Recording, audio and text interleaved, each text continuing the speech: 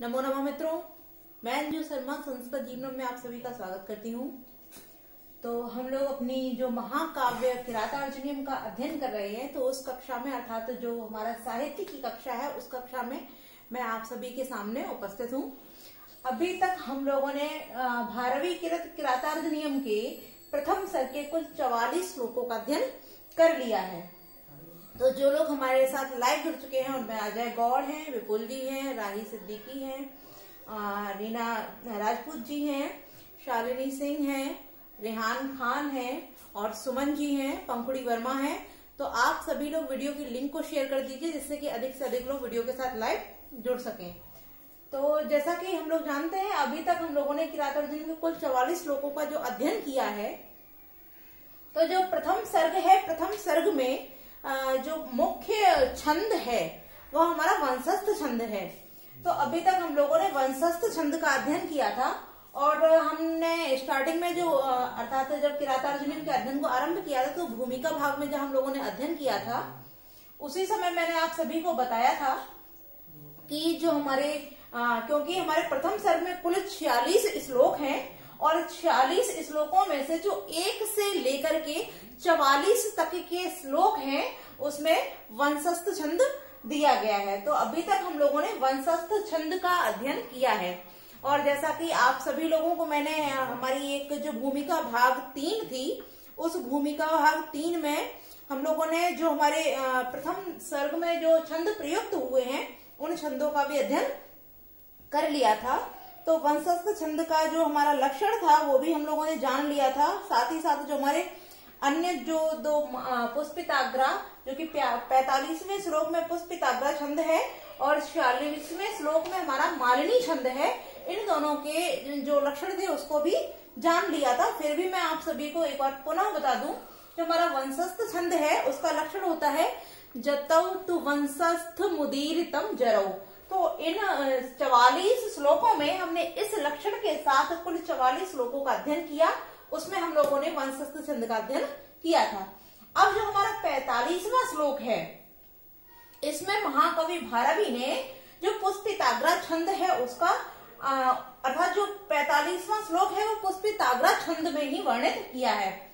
तो मैंने पुष्पिताग्रा छंद का जो लक्षण है वो यहाँ लिख रखा है, आप लोग इसको देख लीजिए एक बार।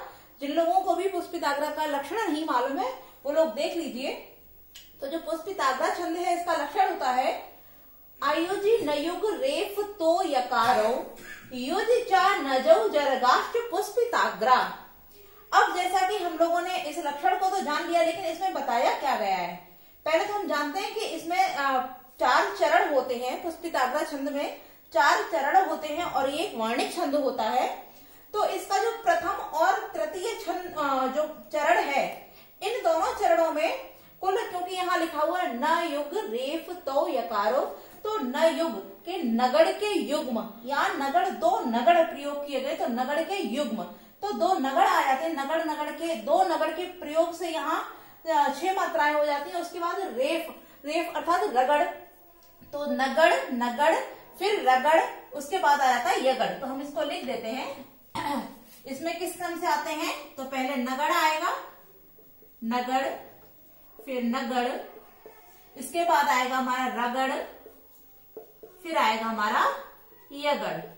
तो पहले और तीसरे चरण में पुष्पिताग्रा छंद के जो मात्राएं होते हैं, जो वर्ण होते हैं, वो नगड़ रगड़ और यगड़ के क्रम से कुल 12 वर्ण होते हैं, कुल 12 वर्ण होते हैं। अब हम देखते हैं जो इसका द्वितीय और चतुर्थ चरण होता है, इसमें ये जो हमारा लक्षण दिया है कि योज चा नजौ जरगाष्ट, तो नजौ, यहां से न से नगड़ निकल आता है, नगड़, उसके बाद है जगड़, उसके बाद फिर है जगड़, उसके बाद है रगड़ और बाद में दिया है गाष्ट। यहाँ गुरु से अर्थ है, गुरु। तो यहाँ जो दूसरा और चौथा चरण जो होता है उसमें नगड़, जगड़, रगड़ और गुरु के क्रम से कुल 13 वर्ण होते हैं। तो हम लोगों ने इसके लक्षण को पुनः एक बार जान लिया कि पुष्पिताग्रा में क्या बताया, पुष्पिताग्रा छंद के जो 4 चरण होते हैं, इसके प्रथम और तृतीय चरण में कुल 12-12 वर्ण होते हैं तथा द्वितीय और चतुर्थ चरण में 13-13 होते हैं।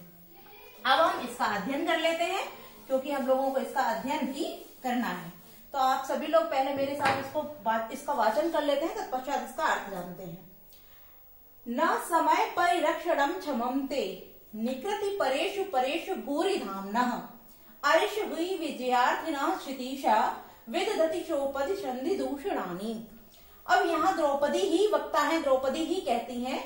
तो पहले हम एक एक शब्द का अर्थ जानते हैं। ना माने नहीं, समय परिरक्षण, समयस्य परिरक्षणम। तो यहाँ समयस्य परिरक्षणम के कारण यहाँ षष्ठी तत्पुरुष समास का विधान किया गया है कि समय की परिरक्षा करनी चाहिए, अर्थात प्रतिज्ञा का पालन करना। समम माने उचित, ते माने आपके द्वारा या आप। निकृति परेषु अपकार किए जाते रहने पर, परेषु माने शत्रुओं के द्वारा। तो यहाँ निकृति परेषु जो हमारा शब्द दिया है, तो निकृति परेषु एषाम तेषु, इस कारण यहाँ बहुब्रीहि समास का विधान किया गया है। और यहाँ जो परेषु परेषु दिया, इन दोनों में सप्तमी बहुवचन का प्रयोग किया गया है। आगे लिखा हुआ भूरि धाम्नः। तो भूरि धाम्नः, भूरि माने अत्यधिक, धाम माने तेजस्वी। तो भूरि धाम यशः, अर्थात भूरि है धाम जिसमें, जिसका, तो भूरि धाम्नः। तो यहाँ भी बहुब्रीहि समास का विधान किया जाता है कि अत्यधिक तेज वाले। अरिषु, अरिषु माने क्षत्रियों को, ही माने निश्चित ही, विजयार्थिनः, विजय के अभिलाषी, विजयार्थिनः अर्थात विजय को जो चाहते हैं ऐसे। क्षितीशा माने राजा लोग। तो यहाँ षष्ठी विभक्ति का प्रयोग क्षितीशः, और यहाँ विजयार्थिना, विजय के अभिलाषी या इच्छा करने वाले। विदधति माने नष्ट कर देते हैं, शोपाधि, विदधति माने कर देते हैं, सोपाधि माने होता है कपटपूर्ण। संधि, जो संधि की जाती है उसको दूषणानि माने नष्ट कर देते हैं। तो हमने एक एक शब्द का अर्थ जान लिया। अब देखते हैं कि यहाँ जो द्रौपदी है वो युधिष्ठिर से क्या कहना चाहती हैं।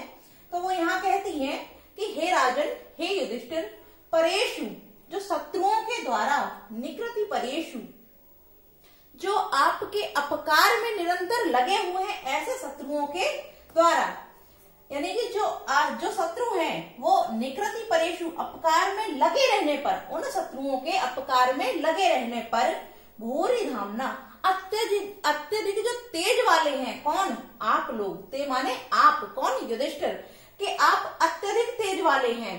तो ऐसे लोगों के लिए समय परिरक्षणम, समय की परिरक्षा, अर्थात आपने जो उनसे प्रतिज्ञा की है उसका पालन, क्षमम ना, उचित नहीं है। कि हे राजन, वह दुर्योधन आज भी आपको तिरस्कृत करने के लिए दिन प्रतिदिन कोई ना कोई षड्यंत्र रचता ही रहता है। ऐसे उस दुर्योधन के अत्यधिक अपकार किए जाने के कारण, वो आपके तिरस्कार में आज भी लगा हुआ है। ऐसे शत्रुओं के कारण जो आप अत्यधिक तेज वाले हैं, आप अत्यधिक पराक्रम वाले हैं, पराक्रमशील है, शक्तिशाली हैं, ऐसे आप, ते माने आप, प्रतिज्ञा का पालन कर रहे हैं कि उनके द्वारा जो आपसे प्रतिज्ञा कराई गई थी कि आप 12 वर्ष का वनवास और 1 वर्ष का अज्ञातवास करेंगे, तो इस प्रतिज्ञा का पालन करना, ये क्षमम माने क्षमा के योग्य, अर्थात उचित, न माने नहीं है, कि आप उस नियम को मान रहे हैं, उस प्रतिज्ञा को निभा रहे हैं, ऐसा उचित नहीं है। आगे क्या कहती हैं, ही माने क्योंकि, या निश्चित रूप से, विजयार्थिनः जो विजय को चाहते हैं या विजय की जो अभिलाषा रखते हैं, ऐसे क्षितीशा मा, क्षिति ईशः, क्षिति के हैं ईश जो, तो क्षितीशः, तो यहाँ क्षिति धन ईशा, तो यहाँ जो संधि है वो दीर्घ संधि हो जाती है, क्षिति धन ईशा, क्षितीशा, जो अर्थात भूमि के स्वामी कौन होते हैं, राजा लोग, कि विजय को चाहने वाले राजा लोग क्या करते हैं, अरिषु जो उनसे संधि, अरिषु माने जो शत्रुओं से क्या करते हैं, संधि, कैसी, सोपदी, कपट से युक्त जो उन लोगों ने संधि की होती है, ऐसी संधि को संधि दूषणानी, संधि दूषणानी में संधे दूषणानी, यहाँ षष्ठी तत्पुरुष समास हो जाता है कि संधि को दूषणानी नष्ट, विदधति माने कर देते हैं। कि हे राजन, हे युधिष्ठिर, वह दुर्योधन, उसने आपके सामने तब आपके साथ तब भी छल किया, और वही दुर्योधन आज भी आपके अपकार में निरंतर लगा रहता है। अर्थात आपके लिए नित्य नए षड्यंत्रों को रचता रहता है। ऐसे शत्रुओं के अपकार में लगे रहने के कारण जो आप अत्यधिक पराक्रमी हैं, अत्यधिक तेजवान हैं, ऐसे ते माने आप जो प्रतिज्ञा का पालन कर रहे हैं, ये आपके द्वारा प्रतिज्ञा का पालन करना उचित नहीं है। इसलिए आपने जो उसकी वनवास की और अज्ञातवास की जो प्रतिज्ञा ले रखी है, उसको आप त्याग दीजिए, उसको नष्ट कर दीजिए। ये सब उचित नहीं है, क्योंकि जो विजय चाहने वाले राजा लोग होते हैं, जो विजय को चाहते हैं, ऐसे राजा लोग शत्रुओं के द्वारा जो कपटपूर्ण संधि की जाती है, ऐसी संधियों को वो नष्ट कर देते हैं। इसलिए हे राजन, हे युधिष्ठिर, आप भी उस संधि को नष्ट करके उसके साथ युद्ध के लिए तत्पर हो जाइए। तो हम लोगों ने जो पुष्पिताग्रह छंद था हमारा 45वां श्लोक, इसका अध्ययन कर लिया है। हम अपने 46वें श्लोक की ओर बढ़ते हैं। तो ये जो हमारा 46वां श्लोक है, ये मालिनी छंद में रचित है। तो जैसा कि एक महाकाव्य का लक्षण होता है कि आप संपूर्ण सर्ग में कोई भी छंद प्रयोग कीजिए, किंतु अंतिम जो छंद होते हैं वो आपको परिवर्तित करने होते हैं। तो उसी नियम का पालन करते हुए भारवी ने अंत के ये दोनों ही जो छंद थे वो वंशस्थ में ना करके 45वां पुष्पिताग्रह और 46वां मालिनी छंद में लिखा है। तो जो 46वां हमारा मालिनी छंद में है, मालिनी छंद का ये लक्षण मैंने लिख रखा है, इसको भी आप लोग देख लीजिए। मालिनी छंद का लक्षण होता है ननमय युतेयम मालिनी भोग लोकई। अब यहाँ क्या बता रहे हैं, इसको भी हम देख लेते हैं। ननमय, ननमय, यहाँ ननमय से तात्पर्य नगड़, नगड़, फिर दिया मां से मगड़, और दो या अर्थात दो यगड़, यगड़ और यगड़। इसके भी 4 चरण है और चारों ही चरणों में नगड़, नगड़, मगड़, यगड़, यगड़ के क्रम से यहाँ कुल 15 वर्ण, अर्थात इनके चारों चरणों में कुल 15 वर्ण हैं। अब 15 वर्ण दिए हैं, साथ ही साथ उसमें जो यति होती है वो 8 और 7 के क्रम से यति की जाती है हमारे मालिनी छंद में। तो अब हम लोगों ने इसके लक्षण को भी जान लिया और इसमें किस प्रकार से वर्णों का विभाजन किया है उसको भी जान लिया। हम इसका वाचन करके इसके अर्थ का भी अध्ययन करते हैं। तो आप लोग सभी पहले मेरे साथ दोहरा लीजिए। विधि समय नियोगाद दीप्ति संहार जिह्वा, शिथिल वशम अगाधे मग्न मापत्ति पयोधो, रिपुतिमुर मुदश्य उदीयमानम दिनादौ, दिन कृतमिव लक्ष्मी स्थाम समभ्येतु भूयः, समभ्येतु भूयः। अब यहाँ जो मालिनी छंद है, इसमें ये हमारा प्रथम सर्ग का अंतिम छंद है और अंतिम श्लोक है। तो यहाँ पुनः वो युधिष्ठिर की कामना करते, युधिष्ठिर की उन्नति की कामना करते हुए उनसे पुनः कहती हैं कि हे राजन, आप इस प्रकार से कीजिए तो आपको निश्चित ही सफलता होगी। तो इस प्रकार से वो बताते हुए कहती हैं कि विधि माने भाग्य और समय, कि हे राजन, हे युधिष्ठिर, विधि और समय, भाग्य और समय के नियोग, नियम से या अधिकार के कारण, दीप्ति माने पराक्रम, संहार माने नष्ट हो गया है, समाप्त हो गया है, इस कारण, जिह्व माने दुखी होते हुए या कुटिल, जिह्व माने होता है कुटिल, लेकिन यहाँ दुखी से तात्पर्य दिया कि कुटिल। शिथिल वशुम, शिथिल माने नष्ट हो गया है या शिथिल पड़ गया है, वशुम माने धन जिसका, अगाधे, अगाध तात्पर्य जिसकी गहराई को मापा नहीं जाता, ऐसा अगाध जिसको माप ही नहीं सकते, अगाध। मग्नम, मग्न हो गए हैं, आपत पयोधो, आपत्ति पयोधो, आपत्ति माने विपत्ति रूपी, पयोध माने समुद्र में। अब यहाँ विधि समय, इन दोनों शब्दों को हम देखते हैं, पहले हम इसके अर्थ को जान लेते हैं। आगे बोलता है रिपु तिमिर, रिपु माने होता है शत्रु और तिमिर माने अंधकार, तो कि अंधकार रूपी शत्रु के, उदस्य, उदस्य माने नाश के लिए, नाश करते हुए, उदीयमानम, उन्नति को प्राप्त करते हुए या उदित होते हुए, दिन आदौ, दृश्य आदौ, दिन के आदि भाग, आदि अर्थात आरंभ में, दिन के आरंभ तात्पर्य प्रातः काल में, दिन कृतम, दिन कृतम कौन, सूर्य। दिन को करने वाला कौन है? सूर्य भगवान। के सूर्य के इव माने समान, लक्ष्मी को, त्वम माने आप, संभयेतु प्राप्त करें, भूय माने पुनः। अब देखते हैं यहाँ विधि समयो जो लिखा है, अगर इन दोनों शब्दों से आपको पूछा जाता है कि इनमें कौन सा समास है, तो विधिष्ट समयश्च यहाँ द्वंद्व समास का विधान हो जाता है। किंतु यदि आपसे पूछा जाए कि विधि समयत नियोगात, इसमें कौन सा समास है, तो यहाँ विधि समययो नियोगात, तब यहाँ षष्ठी तत्पुरुष समास का विधान हो जाता है। आगे बोला गया है आपत्तयोदो, आपत्ति रूपी जो पयोद अर्थात समुद्र, आपत्ति का समुद्र, तो यहाँ भी षष्ठी तत्पुरुष समास हो जाता है। आगे है शिथिल वशुम, क्षीण हो गया, शिथिल माने शिथिलानि वशूनि यस्य तम, कि शिथिलानि वसूनि, शिथिल है वशु जिस जो वह, तो यहाँ बहुब्रीहि समास हो जाता है। आगे रिपु तिमिर, तो रिपु एव तिमिरम, के तिमिर ही, रिपु ही है तिमिर या तिमिर ही है रिपु, तो यहाँ कर्मधारय समास हो जाता है। दिनादौ, दिनस्य आदौ, दिन का आदि अर्थात दिन का आदि भाग, दिन का पूर्व भाग, तो यहाँ षष्ठी तत्पुरुष समास हो जाता है। अब हम लोग इसकी संपूर्ण व्याख्या देखते हैं। तो यहाँ पुनः द्रौपदी युधिष्ठिर से कहती हैं कि हे राजन, विधि समय नियोगात, कि भाग्य और समय के अधिकार से या भाग्य और समय के द्वारा ही अगाधे, अगाध में अर्थात अगाध जिसके कोई माप नहीं, जिसकी गहराई मापी नहीं जा सकती, ऐसे आपत पयोधौ, आपत्ति रूपी या आपत्ति के, पयोधौ माने समुद्र में, मग्नम डूबे हुए, किस जो भाग्य था, भाग्य और समय के अधिकार के कारण अगाध आपत्ति के समुद्र में डूबे हुए, दीप्ति संहार जिम्मा, जिनका पराक्रम, दीप्ति माने पराक्रम, संहार माने नष्ट हो गया है, या पराक्रम के नष्ट हो जाने के कारण दुखी होते हुए, जिम्मा माने दुखी होते हुए, शिथिलम वशु, शिथिल वसुम, के जिनका धन, वसुम माने धन,